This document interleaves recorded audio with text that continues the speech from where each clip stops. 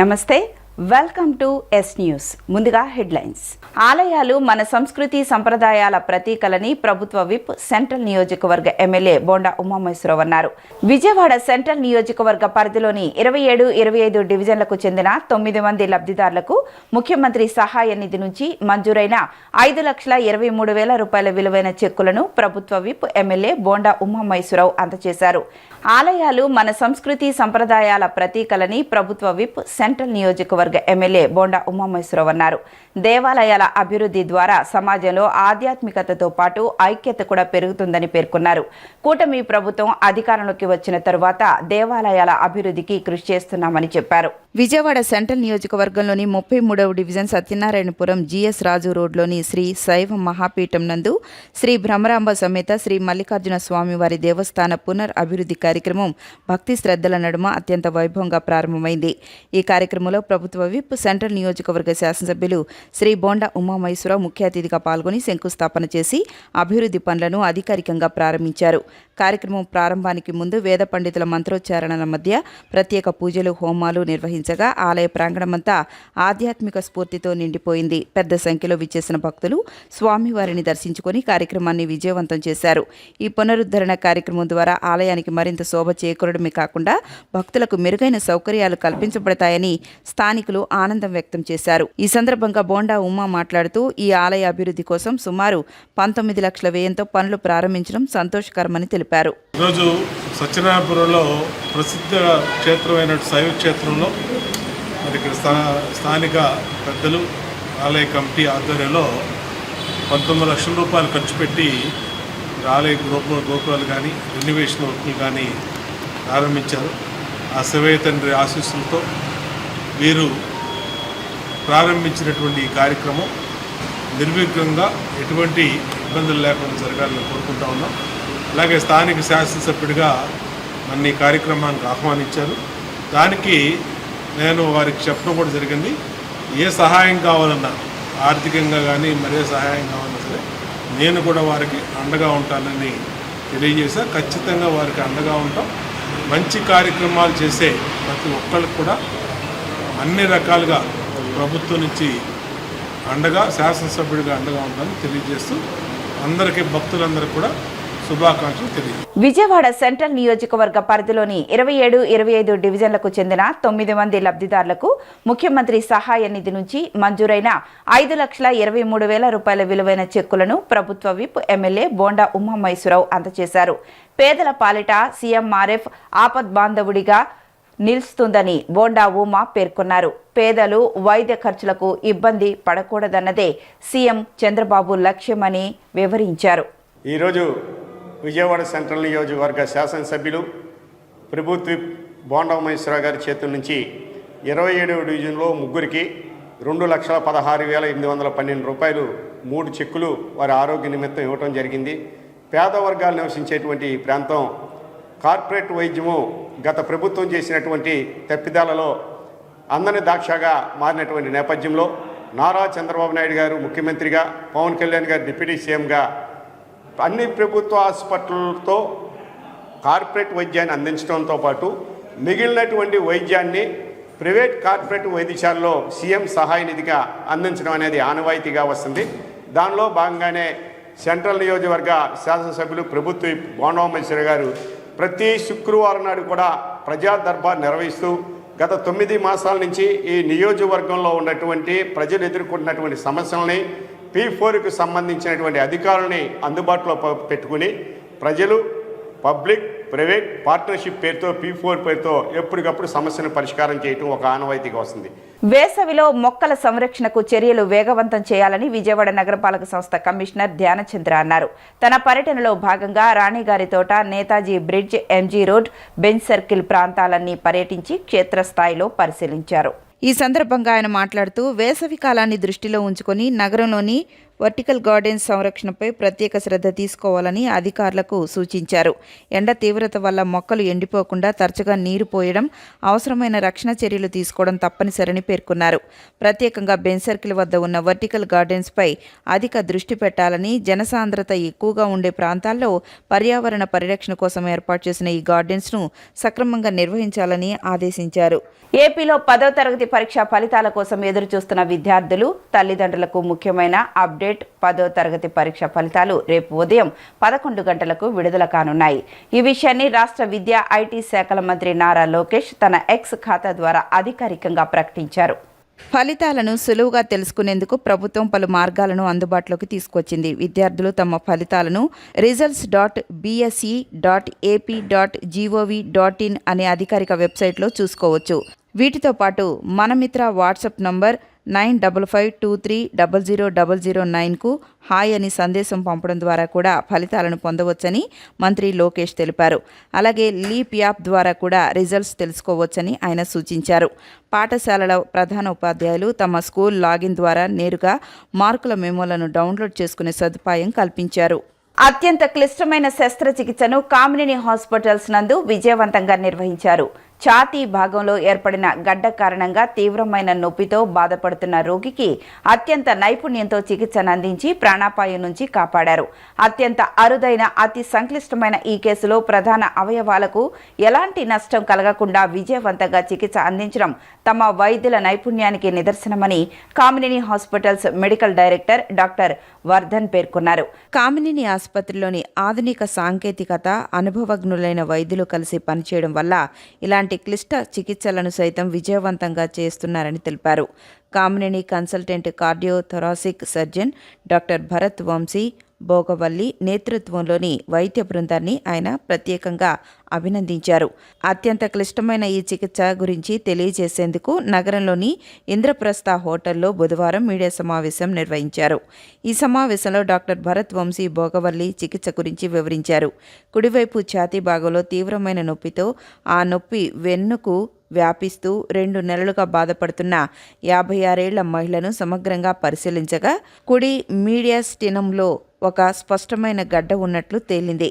ఈ గడ్డ సుపీరియర్ వెనా కావా, కుడి ఆట్రియం, కుడి సుపీరియర్ పల్మనరీ వెయిన్, కుడి పల్మనరీ ఆర్టరీ వంటి గుండెకు సంబంధించిన కీలక భాగాలకు అత్యంత సమీపంగా ఉండడమే కాకుండా కుడి ఊపిరితిత్తి మధ్య లోబును ఒత్తిడికి గురిచేస్తూ దిగువ లోబు డయాఫ్రాగంతో కూడా అంటుకొని ఉండడం వల్ల పరిస్థితి అత్యంత సంక్లిష్టంగా మారింది. ఈ గడ్డ గుండె చుట్టూ ఉన్న పెరికార్డియం ప్రధాన రక్తనాళాలకు అతి దగ్గరగా మీడియాస్టెనంలో చేరుకోవడానికి కష్టమైన ప్రాంతంలో ఉండడంతో శస్త్రచికిత్స అత్యంత జాగ్రత్తగా చేయాల్సి వచ్చింది.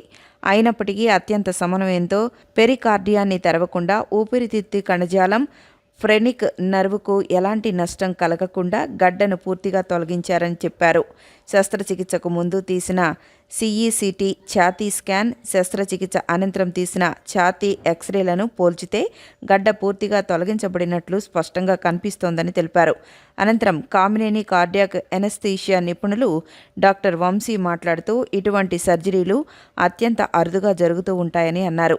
ఖచ్చితమైన ప్లానింగ్తో సర్జరీ విజయవంతంగా జరగడానికి తమ ఎనస్థీషియా బృందం అంకిత భావంతో కృషి చేసిందని పేర్కొన్నారు. ఈ చికిత్సను విజయవంతంగా పూర్తి చేసిన డాక్టర్ భరత్ వంశీ భోగవల్లిని Kamineni cluster head P Sunil Kumar ఈ సందర్భంగా అభినందించారు. ఈ సమావేశంలో Kamineni marketing head K Ramanarao పాల్గొన్నారు. గత వారం మన కామినేని హాస్పిటల్లో ఒక కష్టమైన గుండె సర్జరీ చేయడం జరిగింది. మన కార్డియోథొరాసిక్ సర్జన్ డాక్టర్ భరత్ గారు, మన ఎనస్థిస్ట్ డాక్టర్ వంశీ గారి పర్యవేక్షణలో మనం గుండెలో ఉండే ఒక అరుదైన కణితని మనం తొలగించడం జరిగింది. దీని ప్రత్యేకత ఏంటంటే ఆ కణిత గుండెకి, ఊపిరితిత్తులకి చాలా దగ్గరగా, అక్కడి నుంచి వెళ్ళే మెయిన్ ఆర్టరీస్కి చాలా ఆనుకుని ఉందండి. సర్జరీలో ఏమాత్రం తేడా వచ్చినా అక్కడ ఆర్టరీస్ అన్ని డ్యామేజ్ అవ్వటం కానీ, గుండె డ్యామేజ్ అవ్వటం కానీ జరిగి పేషెంట్ ప్రాణాలకి ప్రమాదం ఉండేది. సో ఎంతో కష్టంతో కూడుకుని ఈ సర్జరీని దాదాపు 3-4 అవర్స్ కష్టపడి మన కార్డియోథొరాసిక్ సర్జన్ డాక్టర్ భరత్ గారు వాళ్ళ టీమ్ అండ్ మన కార్డియాక్ ఎనస్థిస్ట్ డాక్టర్ వంశీ గారు వాళ్ళ టీము 3-4 అవర్స్ కష్టపడి ఆ కణితని తొలగించడం జరిగింది. ఆ శస్త్రచికిత్స చాలా విజయవంతమైంది. సో అది మీతో షేర్ చేసుకుందామని మేము ఈరోజు ఈ ప్రెస్ మీట్ పెట్టాము.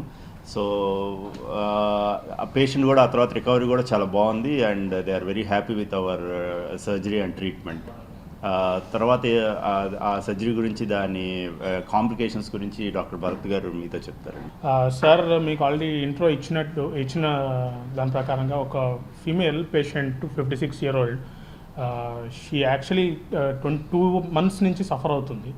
తనకి రైట్ సైడెడ్ చెస్ట్ పెయిన్ అని వచ్చి చాలా మల్టిపుల్ హాస్పిటల్స్ తిరిగింది. తను ఆ మల్టిపుల్ హాస్పిటల్స్లో చాలా వరకు అన్ని ఇన్వెస్టిగేషన్స్ అన్నీ చేశారు. ఒక స్మాల్ గడ్డలాగా ఉంది, అది చాలా కాంప్లెక్స్ ఏరియాలా ఉంది అని ఒక డౌట్ఫుల్తో చాలా ఇమేజింగ్ సెంటర్స్ కూడా సిఈసిటీ అన్నీ అయిపోయినాయి. ఫైనల్లీ మన దగ్గర ప్రజెంట్ అయ్యారు. మన దగ్గర ప్రజెంట్ అయిన తర్వాత ఈ సిట్యువేషన్ని అసలు ఎలా ట్యాకిల్ చేయాలి, అసలు మాస్ అది అసిస్ట్ అనేది ఎక్కడ ఉంది ఏంటి అనేది ప్రాపర్గా స్టడీ చేసాం. నేను వంశీ సార్ ఇద్దరం వీ హ్యాడ్ ఏ డిస్కషన్, అసలు అప్రోచ్ ఎలా వెళ్ళాలి, సర్జరీ అసలు ఎలా చేస్తే ఆ స్ట్రక్చర్ పక్కనున్న హార్ట్, మేజర్ బ్లడ్ వెజల్స్, పక్కనున్న లంగ్, దాని కింద ఉన్న ఫ్రెనిక్ నర్వ్స్ ఇవన్నీ కూడా డ్యామేజ్ అవ్వకుండా అసలు ఎలా సర్జరీకి వెళ్ళాలి అనేది ప్రాపర్ ప్లానింగ్ చేసుకొని అన్నీ రెడీ చేసుకొని along with the whole team support, along with the management support మేము ముందుకెళ్ళాం. Inter operative surgery anesthesia very స్మూత్గా జరిగింది. She tolerated very well. So ఈ భరత్ గారు చెప్పినట్టు ఈ కేసు చాలా సర్జికల్గా ఎంత కష్టమో అనస్థీషియా కూడా చాలా క్లిష్టమైన ప్రొసీజర్. యాక్చువల్గా అందరికీ మనం మత్తి చక్రంలో ఒక సింగిల్ ల్యూమెన్ ట్యూబే వేస్తాము. ఈమెకి 2 డబల్ ల్యూమెన్ ట్యూబ్ అని వేసి కుడిపక్క వెంటిలేట్ అవ్వకుండా చూసి కరెక్ట్గా ఆయన ఆపరేట్ చేసేటప్పుడు దాన్ని ఆపాలి, మళ్ళీ ఆన్ చేయాలి. సో ఇంత కష్టమైంది. టీమ్ ఎఫర్ట్ తోటి సక్సెస్ఫుల్గా కంటెంట్ తీయగలిగాము. ఈ కామినేని హాస్పిటల్స్ విజయవాడలో మేము అరుదైన శస్త్రచికిత్సలు చేస్తున్నాము అని చెప్పడానికి మిమ్మల్ని అందరినీ ఇక్కడ మేము సమావేశపరిచాము. ఇది మేము ఎన్నోసార్లు చేస్తున్నాము. చేసిన ప్రతిసారి ఎలాంటి శస్త్రచికిత్సలు చేస్తున్నాము, గుండెకి సంబంధించినవి కావచ్చు, వివిధ డిపార్ట్మెంట్కి సంబంధించినవి కావచ్చు, మనం ఈ శస్త్రచికిత్సలు చేస్తున్నామని చెప్పడానికి ఈ ప్రెస్ మీట్ ఏర్పాటు చేశాము. వీటిని సమర్థవంతంగా నిర్వహించడానికి మా సమర్థవంతమైన సర్జన్సు, అనస్థీషియా టీము, వీటిలన్నింటినీ కోఆర్డినేట్ చేయడానికి మా మెడికల్ డైరెక్టర్ డాక్టర్ వర్ధన్ గారు, మా మేనేజ్మెంటు మేమంతా శ్రమించి పేషెంట్కి అత్యంత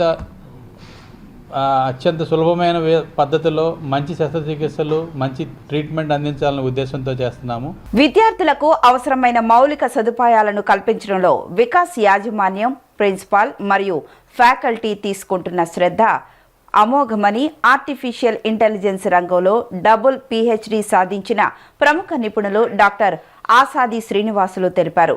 సమాజానికి ఉపయోగపడే వినూత్న సాంకేతిక అప్లికేషన్లను అభివృద్ధి చేయడంలో వికాస్ విద్యా సంస్థలు అగ్రగామిగా ఉన్నాయని తెలిపారు. AI రాకతో ఉద్యోగాలు పోతాయనేది కేవలం అపోహ మాత్రమేనని ఆయన స్పష్టం చేశారు. విజయవాడ నున్నలోని వికాస్ గ్రూప్ ఆఫ్ ఇన్స్టిట్యూషన్స్ వేదికగా ఇంజనీరింగ్, ఫార్మాస్యూటికల్, లైఫ్ సైన్సెస్లో వస్తున్న అత్యాధునిక మార్పులపై 2 రోజుల అంతర్జాతీయ సదస్సు ఘనంగా ప్రారంభమైంది. ఈ సందర్భంగా AI నిపుణులు డాక్టర్ ఆసాది శ్రీనివాసులు కీనోట్ స్పీకర్గా విచ్చేసి quantum computing, generative AI, data science మరియు బ్లాక్ చైన్ వంటి నూతన సాంకేతికతలపై విద్యార్థులకు అవగాహన కల్పించారు. ఈ సందర్భంగా ఆయన మాట్లాడుతూ ఆర్టిఫిషియల్ ఇంటెలిజెన్స్ వల్ల ఉద్యోగాలు పోతాయనేది కేవలం అపోహ మాత్రమేనని, AI టూల్స్పై పట్టు సాధిస్తే మరిన్ని అద్భుతమైన అవకాశాలు లభిస్తాయని ఆయన స్పష్టం చేశారు. Quantum computing, generative AI, data science, IoT మరియు బ్లాక్ చైన్ టెక్నాలజీలపై విద్యార్థులు దృష్టి సారించడం ద్వారా విదేశాల్లో కూడా అద్భుతమైన అవకాశాలను దక్కించుకోవచ్చని తెలిపారు. విద్యార్థులకు అవసరమైన మౌలిక సదుపాయాలను కల్పించడంలో వికాస్ యాజమాన్యం, ప్రిన్సిపాల్ మరియు ఫ్యాకల్టీ తీసుకుంటున్న శ్రద్ధ అమోఘమని ఆయన ప్రశంసించారు. ఇక్కడ విద్యార్థులు ఇప్పటికే జాతీయ, అంతర్జాతీయ స్థాయిలో పరిశోధన పత్రాలు సమర్పిస్తూ ప్రైజెస్ సాధిస్తున్నారని, ఇదే ఒరవడి కొనసాగితే NIRF, NAAC, NBA ర్యాంకింగ్స్లో విజయవాడలోని ఈ సంస్థ నంబర్ 1గా నిలుస్తుందని ఆశాభావం వ్యక్తం చేశారు. కళాశాల ప్రిన్సిపాల్ డాక్టర్ PS శ్రీనివాస్ మాట్లాడుతూ ఇంజనీరింగ్తో పాటు ఫార్మా రంగాన్ని మేళవించి ఈ సదస్సును నిర్వహించడం ఒక ప్రత్యేకత అని పేర్కొన్నారు. తమ విద్యార్థులు ఇటీవల విశాఖపట్నంలో జరిగిన సృజన స్టేట్ లెవెల్ మీట్లో మాల్ ప్రాక్టీస్ను అరికట్టే ఎగ్జామినేషన్ అప్లికేషన్ను డెవలప్ చేసి 3వ బహుమతి సాధించారని, అలాగే రతన్ టాటా ఇన్నోవేటివ్ హబ్లో కూడా తమ ఐడియాలను ప్రదర్శించి తదుపరి స్థాయికి ఎంపికయ్యారని తెలిపారు. సంస్థ సెక్రటరీ కరెస్పాండెంట్ సత్యనారాయణ మాట్లాడుతూ ఈ సదస్సుకు భారత్ నుండే కాకుండా అమెరికా, యూరోప్ వంటి దేశాల నుండి సుమారు 48 పరిశోధనా పత్రాలు అందాయని వెల్లడించారు. ప్రతి ఏటా ఇలాంటి అంతర్జాతీయ సదస్సులు నిర్వహిస్తూ NIRF, NAAC, NBA వంటి గ్రూపుల్లో గుర్తింపు విజయవాడలోనే నంబర్ 1 సంస్థగా నిలవడమే తమ లక్ష్యమని వారు పేర్కొన్నారు. నా పేరు doctor Asadi Srinivasulu. I have done double PhD in artificial intelligence. మన వికాస్ గ్రూప్ ఆఫ్ ఇన్స్టిట్యూషన్స్ వాళ్ళు ఇన్నోవేటివ్ టెక్నాలజీస్ మీద చాలా వండర్ఫుల్ కాన్సెప్ట్స్ తీసుకొని ఈ ఇంటర్నేషనల్ కాన్ఫరెన్స్ ద్వారా పిల్లలకు, సొసైటీకి యూజ్ అయ్యే అప్లికేషన్స్ అన్నీ ఈరోజు ఇంటర్నేషనల్ కాన్ఫరెన్స్ ద్వారా ఎక్సలెంట్గా ఆర్గనైజ్ చేశారు. ఇక్కడ మన వికాస్ గ్రూప్ ఆఫ్ ఇన్స్టిట్యూషన్ క్యాంపస్లో నేను ఈ కాన్ఫరెన్స్ ద్వారా ఒక కీనోట్ స్పీకర్గా లేటెస్ట్ టెక్నాలజీస్ మీద పిల్లలకు అవేర్నెస్ ఇవ్వడం జరిగింది. దాని ద్వారా పిల్లలు మోటివేట్ అయ్యి వాళ్ళ రీసెర్చ్లో ఇన్నోవేటివ్ అప్లికేషన్స్ డెవలప్ చేస్తారు. దానికి కావాల్సిన ఇన్ఫ్రాస్ట్రక్చర్ కానీ, ఎన్విరాన్మెంట్, మన management, principal, faculty members wonderful support అండి ఈ మన వికాస్ గ్రూప్ ఆఫ్ ఇన్స్టిట్యూషన్స్లో. సో ఈ విధంగా వీళ్ళు ఎవ్రీ ఇయర్ ఈ ప్రోగ్రామ్ చేయడం వల్ల చాలామంది పిల్లలు లేటెస్ట్ టెక్నాలజీస్ మీద ఎన్నో కొత్త ఐడియాస్ను వాళ్ళు సృష్టించి దీని ద్వారా ఎన్నో ఆర్గనైజేషన్స్లో వాళ్ళు ప్రెజెంటేషన్స్ ఇవ్వడము, దాని ద్వారా వాళ్ళకు ప్రైజెస్ రావడము, అలాంటివి చాలా ప్రోగ్రామ్స్ ఈ వికాస్ గ్రూప్ ఆఫ్ ఇన్స్టిట్యూషన్స్లో చేస్తున్నారు. ఇలాగే కంటిన్యూ చేస్తూ ఉంటే ఇది NAAC కానీ, NBA కానీ అండ్ NIRF ర్యాంకింగ్లో Vikas group of institutions will be the number 1 in Vijayawada. మేము ఈ రోజున సెకండ్ ఇంటర్నేషనల్ కాన్ఫరెన్స్ మా క్యాంపస్లో చేయడం జరుగుతుంది. లాస్ట్ ఇయర్ ఆగస్టులో చేసాం. మళ్ళీ ఇప్పుడు second conference, international conference on emerging technologies in engineering and pharmaceutical life sciences. ఇది ఒక యూనిక్ కాన్ఫరెన్స్ అని చెప్పగలను. ఎందుకంటే జనరల్గా ఇంజనీరింగ్ వరకే కాన్ఫరెన్సెస్ జరుగుతాయి. మేమేంటంటే ఫార్మస్యూటికల్ లైఫ్ సైన్సెస్ని కూడా ఇందులో ఇంక్లూడ్ చేయడం జరిగింది. మేము ఇక్కడ స్టూడెంట్స్కి ఇచ్చే ట్రైనింగ్ వల్ల వాళ్ళు ఆ ట్రైనింగ్ కొత్త టెక్నాలజీస్ మీద ఇస్తున్న ట్రైనింగ్ని ఉపయోగించుకొని వాళ్ళు కొత్త ఆవిష్కరణలు చేయడానికి, కొత్త ప్రయోగాలు చేయడానికి హెల్ప్ చేస్తుంది. దీనివల్ల డిఫరెంట్ హ్యాకథాన్స్ కండక్ట్ చేసినప్పుడు మా స్టూడెంట్స్ పార్టిసిపేట్ చేయడం, ప్రైజెస్ తీసుకురావడం. రీసెంట్గా సృజన స్టేట్ లెవెల్ మీట్ జరిగినప్పుడు వైజాగ్లో, అందులో మా స్టూడెంట్స్ పార్టిసిపేట్ చేసి ఒక అప్లికేషన్ డెవలప్ చేశారు. అది కొత్త టెక్నాలజీని ఉపయోగించి చేసిన ఆ అప్లికేషను ఫూల్ ప్రూఫ్గా అంటే ఎటువంటి మాల్ ప్రాక్టీస్కి అవకాశం లేకుండా ఎగ్జామినేషన్ కండక్ట్ చేసే సిస్టమ్ని డెవలప్ చేసినందుకు మా వాళ్ళకి 3rd ప్రైజ్ వచ్చింది. చాలా అప్రిసియేషన్ కూడా వచ్చింది. మా Vikas group of institutions second international conference జరుగుతుంది. ఈ కాన్ఫరెన్స్కి దేశ విదేశాల నుంచి హ్యూజ్ రెస్పాన్స్ వచ్చింది. ఇండియా నుంచే కాకుండా యూరప్ అండ్ USA నుంచి 48 పేపర్స్ వరకు వచ్చాయి. దీనిలో భాగమైన ప్రతి ఒక్కరికి వికాస్ గ్రూప్ ఆఫ్ ఇన్స్టిట్యూషన్స్ తరఫు థ్యాంక్స్ చెప్తున్నాం. అలాగే ఫర్దర్గా ఇదే సపోర్ట్ మాకు పబ్లిషర్స్ నుంచి, ఫ్యాకల్టీ నుంచి, రీసెర్చ్ స్కాలర్స్ నుంచి మున్ముందు కూడా ఉండాలని. లాస్ట్ 8 months బ్యాక్ ఒక కాన్ఫరెన్స్ ఆర్గనైజ్ చేసాం. అది కూడా ఏంటంటే ఫస్ట్ ఇంటర్నేషనల్ కాన్ఫరెన్స్. అది ఆర్గనైజ్ చేసేటప్పుడు బ్యాంతమ్ సైన్స్, నోవా అనే పబ్లిషర్ని మనం ఇంట్రడ్యూస్ చేసాం. లైక్ మన ఆంధ్రప్రదేశ్లోనే పబ్లిషర్తో మనం చేసిన ఫస్ట్ కాన్ఫరెన్స్ ఇది. And second conference we're organized the EI conference వచ్చేసరికి ఆంధ్రప్రదేశ్లోనే ఇది ఫస్ట్ టైం మనం EI కాన్ఫరెన్స్ ఆర్గనైజ్ చేస్తున్నాం. So that is very proud to us. And last conference will be publish within the 2 to 3 months. International conference, second international కాన్ఫరెన్స్కి నేను కన్వీనర్గా ఉన్నాను. మొత్తం లాస్ట్ ఇయర్తో కంపేర్ చేస్తే 40% ఎక్స్ట్రా పేపర్స్ వచ్చాయి ఈ సంవత్సరం. 850 పేపర్లు, సుమారుగా US నుంచి 24 పేపర్లు ఉన్నాయి. మిగతా ఏషియా అండ్ యూరోప్ నుంచి ఇంకొక 24 పేపర్లు. విజయవాడ రూరల్ మండలం నున్న గ్రామంలో వెలసిన ప్రాచీన చారిత్రక ప్రాధాన్యత కలిగిన శ్రీ శ్రీ శ్రీ కాశీ అన్నపూర్ణ సమేత కాశీ విశ్వేశ్వర స్వామి ఆలయ పునర్నిర్మాణ పనులకు బుధవారం వైభవంగా శంకుస్థాపన జరిగింది. చారిత్రక ప్రాధాన్యత కలిగిన ఈ ఆలయాన్ని పునర్నిర్మించడం ఎంతో సంతోషకరమని ఎమ్మెల్యే యార్లగడ్డ వెంకట్రావు పేర్కొన్నారు. శ్రీ పరాభవనామ సంవత్సర వైశాఖ శుద్ధ త్రయోదశి పర్వదినాన్ని పురస్కరించుకుని హస్త నక్షత్రయుక్త వృషభ లగ్న పుష్కరాంశ ముహూర్తంలో పునాదిరాయి వేశారు. ఈ కార్యక్రమం శ్రీమన్ మునీంద్ర మహారాజ్ సారథ్యంలో డాక్టర్ మామిళ్లపల్లి ఫణికుమార్ పర్యవేక్షణలో శైవ ఆగమ నియమాల ప్రకారం నిర్వహించబడింది. ఈ ఆధ్యాత్మిక కార్యక్రమానికి ఏపీ ప్రభుత్వ విప్ గన్నవరం నియోజకవర్గ శాసనసభ్యులు యార్లగడ్డ వెంకట్రావు ముఖ్య అతిథిగా హాజరై శంకుస్థాపన చేశారు. ఈ సందర్భంగా ఆలయానికి విచ్చేసిన ఎమ్మెల్యే యార్లగడ్డకు వేద పండితులు పూర్ణ కుంభంతో ఘనస్వాగతం పలికారు. గణపతి పూజ, పుణ్యాహవచనం, వాస్తు హోమం వంటి పూజా కార్యక్రమాలు వేద మంత్రోచ్చారణల మధ్య శాస్త్రోక్తంగా నిర్వహించారు. ఈ సందర్భంగా ఎమ్మెల్యే యార్లగడ్డ వెంకట్రావు మాట్లాడుతూ చారిత్రక ప్రాధాన్యత కలిగిన ఈ ఆలయాన్ని పునర్నిర్మించడం ఎంతో సంతోషకరమని తెలిపారు.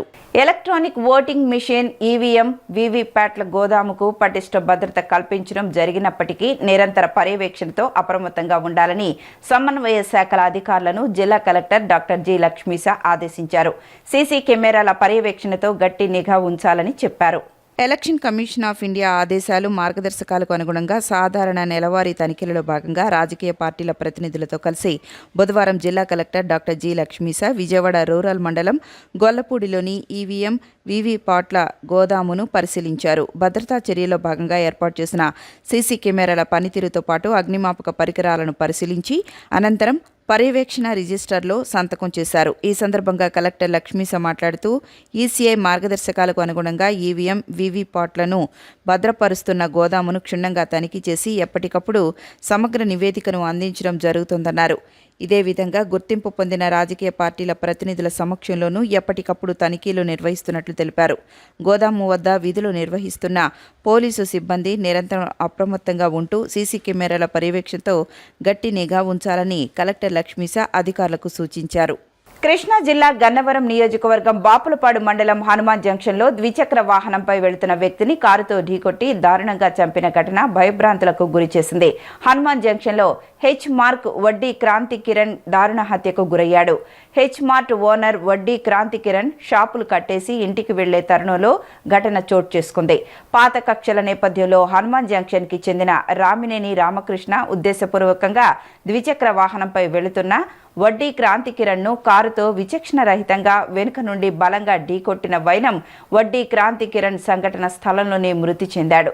రాష్ట్రంలో అనేక హామీలతో అధికారంలోకి వచ్చిన కూటమి ప్రభుత్వం హామీలను నెరవేర్చడంతో పాటు విద్యుత్ ఛార్జీలను తగ్గించడంలో విఫలమైందని సిపిఎం రాష్ట్ర కార్యవర్గ సభ్యులు సిహెచ్ బాబురావు విమర్శలు గుప్పించారు. ఎన్నికల హామీలలో కరెంటు ఛార్జీలు పెంచబోమని హామీలు ఇచ్చి కూటమి నేతలు మాట తప్పారని అన్నారు. అదేవిధంగా స్మార్ట్ మీటర్ల విషయంలో కూటమి ప్రభుత్వం యూటర్న్ తీసుకుందని, అప్పుడు బిగించొద్దని చెప్పి ఇప్పుడు కూటమి ప్రభుత్వమే స్మార్ట్ మీటర్లను బిగించడం విడ్డూరంగా ఉందని, స్మార్ట్ మీటర్లు బిగించడాన్ని అందరూ అడ్డుకోవాలని పిలుపునిచ్చారు. శ్రీశ్రీ భవన్ నందు ఏర్పాటు చేసిన మీడియా సమావేశంలో సిపిఎం రాష్ట్ర కార్యవర్గ సభ్యులు సిహెచ్ బాబురావు మీడియాతో మాట్లాడారు. అనేక హామీలతో అధికారంలోకి వచ్చిన కూటమి ప్రభుత్వం ప్రజలను మోసం చేసిందని విమర్శలకు గుప్పించారు. మేనిఫెస్టోలో ఎన్నికల హామీలలో కరెంటు ఛార్జీలు పెంచబోమని హామీలు ఇచ్చి కూటమి నేతలు మాట తప్పారన్నారు.